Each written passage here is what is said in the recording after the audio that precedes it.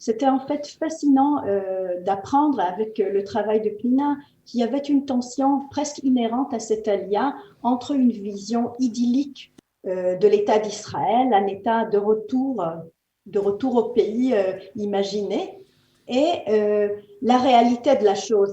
Les professions réglementées et les équivalences, les dossiers Qualita, en savoir plus sur l'ALIA. Retrouver Pnina Ben David qui a écrit une thèse sur les perceptions de l'intégration chez les nouveaux immigrés français à Ashdod. Pnina est accompagnée de ses professeurs Sylvia Adler et Galia Janoszewski. Bonjour à toutes les trois. Bonjour. Bonjour. Alors, Galia, je crois que vous êtes avec nous. Pnina, je pense que vous nous entendez. Pourquoi, Galia, vous avez accepté dans votre département de culture française à Bar-Ilan, une thèse sur ce thème ?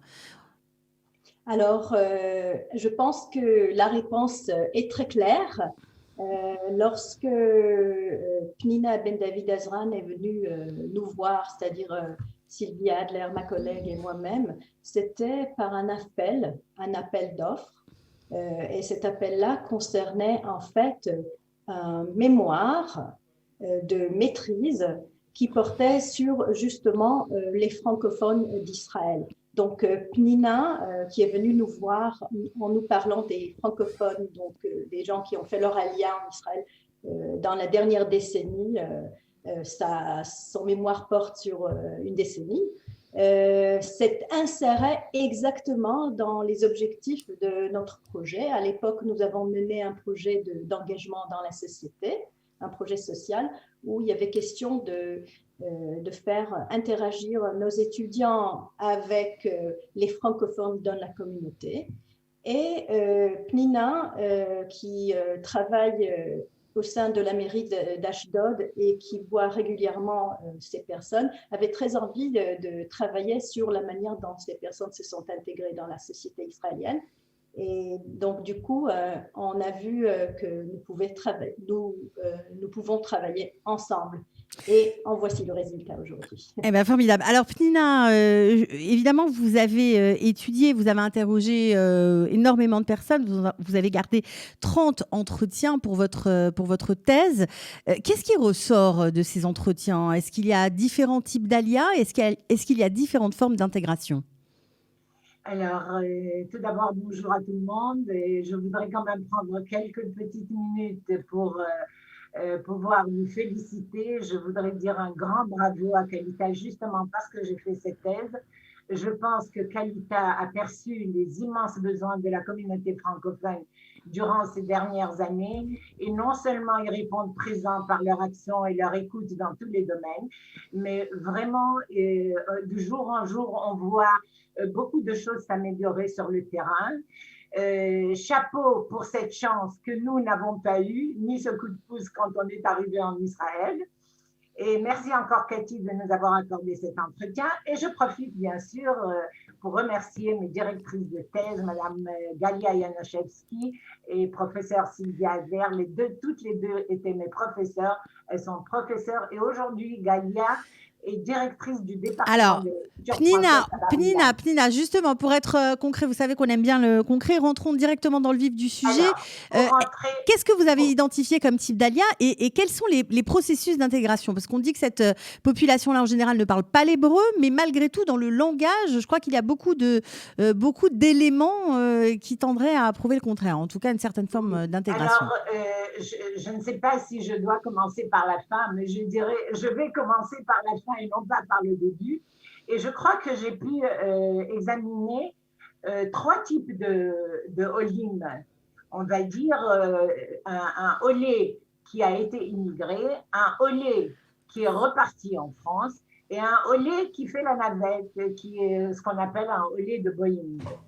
Donc déjà, j'ai vu qu'il y avait quelque chose qui était différent de toutes les aliotes que j'ai eu l'occasion de connaître, aussi bien celles des Éthiopiens que celles des Russes. J'ai vu que c'était un phénomène différent sans précédent qui d'abord a vu un impact qu'on a pu remarquer en l'année 2015.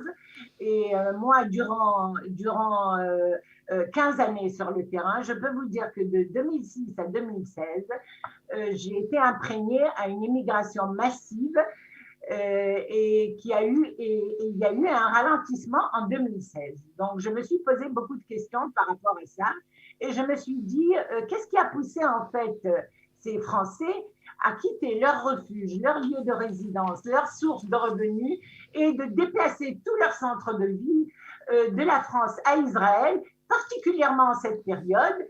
Et est-ce qu'ils vont s'intégrer? Comment vont-ils s'intégrer? Bien entendu qu'il y a eu beaucoup de facteurs qui ont poussé à cette alia en cette période, que les Juifs d'ailleurs ne voyaient plus leur avenir en France en ce moment-là. Et ça a été une opportunité, on va dire, aussi bien pour Israël, pour l'État d'Israël, on va dire un win-win situation, aussi bien pour l'État d'Israël que pour les Français eux-mêmes. Pour eux, c'était la réalisation d'un rêve, enfin, d'arriver en Israël et d'immigrer en terre sainte, en terre d'Israël, on va dire leur terre ancestrale. Et pour l'État d'Israël, c'était une solution non seulement démographique, mais la réalisation de la vision du retour et on va dire de la loi du retour de facto.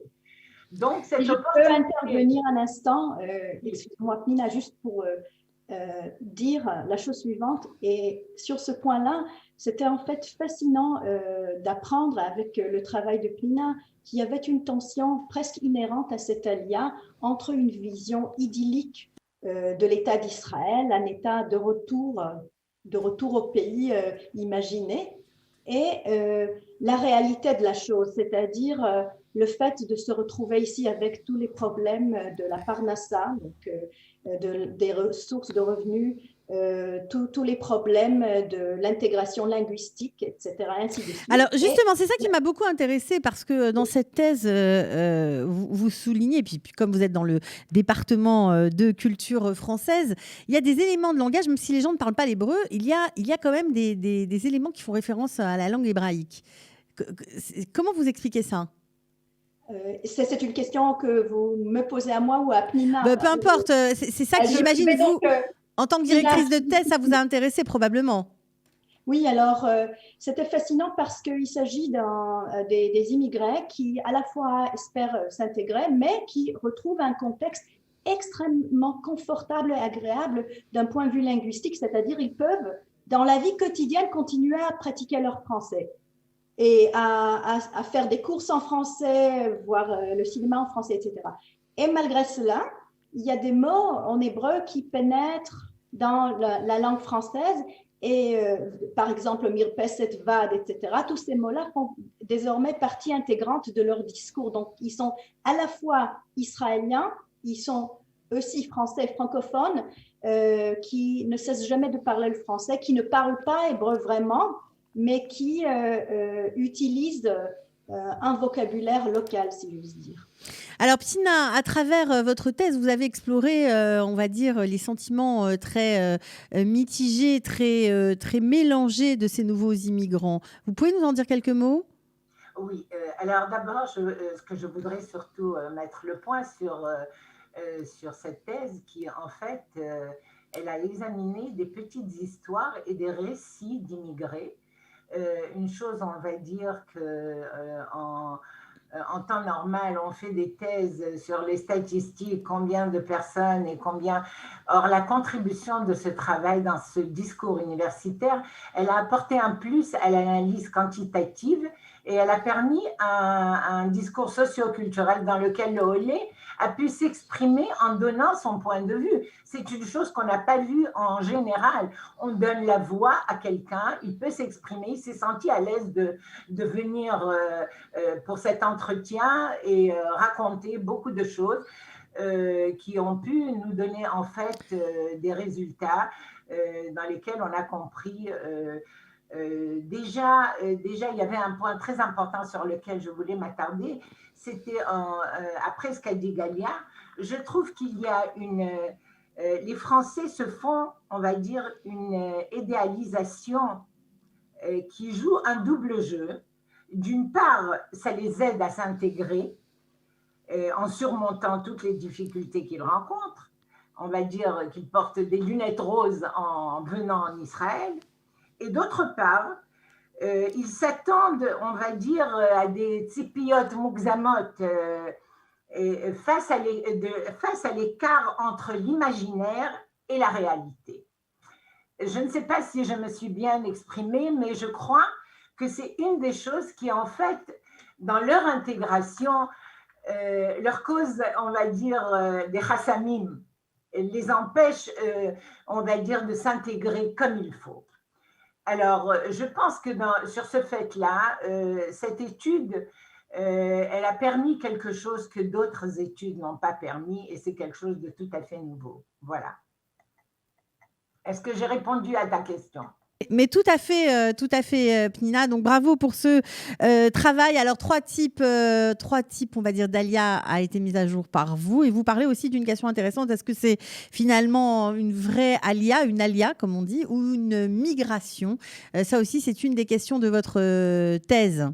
Alors oui, en effet, j'ai même peut-être fini ma thèse avec la question. Est-ce que les Olim de France vont s'intégrer un jour ? Quand vont-ils s'intégrer ? Et est-ce que peut-être dans 10 ans, si je refais une autre thèse, si je suis encore là, je pourrai voir les résultats des années passées, les résultats des Olim de cette époque-là, et voir comment vraiment une partie fait de son mieux pour s'intégrer, mais une autre partie, hélas, je peux donner des exemples. Un bénévole à moi qui était bénévole dans la Aliyah avec nous, et qui travaillait tous les jours, on va dire, vraiment, il était imprégné complètement pendant presque 5 ans, plus que 5 ans, a dû repartir pour la simple raison que non seulement nous, on va dire, on lui a donné tout ce qu'il fallait en tant qu'olé, il nous a apporté beaucoup, on lui a donné aussi, mais il ne pouvait pas rester sur place parce qu'il y a d'autres problèmes que malheureusement, même Kalita ne pourra pas donner réponse. Malheureusement, l'État doit encore faire beaucoup pour pouvoir intégrer non seulement les Français, mais intégrer en général des Olim, mais particulièrement à cette époque, dans une époque globale, totale, que nous vivons actuellement, où il y a 10 000 possibilités à chacun. Et d'ailleurs, même de la Pergola l'avait dit, il a dit pourquoi est-ce qu'un Français qui arrive en Israël, un Français qui veut partir de la France, pourquoi choisirait-il de venir particulièrement en Israël et pas ailleurs ? S'il se cherche quand même un avenir meilleur ou une situation meilleure, alors voilà, aujourd'hui il a toutes les possibilités et Israël doit faire beaucoup pour les attirer encore vers Israël. Alors malheureusement, on ne pourra pas trop continuer à parler avec vous, un sujet passionnant bien sûr. Juste un dernier mot, Galia Janoszewski, qui vous êtes directrice du département de culture française à Bar-Ilan. Si certains ont envie parmi nos auditeurs de faire une thèse de doctorat ou un mémoire, est-ce que c'est possible ? Est-ce que vous avez envie d'accueillir de nouveaux étudiants ? Bien sûr, la réponse est bien sûr au département de culture française à Bar-Ilan, de Bar-Ilan. On est très désireux d'accueillir des étudiants francophones français, c'est-à-dire ceux dont la langue maternelle est le français, qui ont fait leur Aliyah, qui sont là depuis de longue date, mais aussi ceux dont le français est une langue d'héritage, ceux qui ont entendu le français à la maison et qui aimeraient la pratiquer aussi. D'autre part, donc nous avons 3 programmes. On a un programme de licence, c'est 3 ans d'études, un programme de mémoire et de doctorat aussi.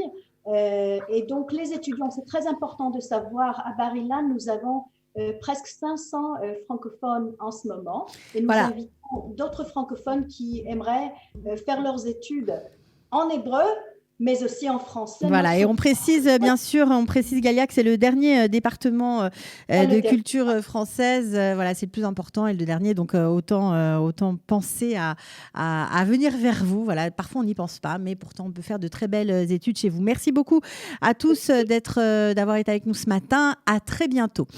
Les professions réglementées et les équivalences, les dossiers Kalita, en savoir plus sur l'Alia.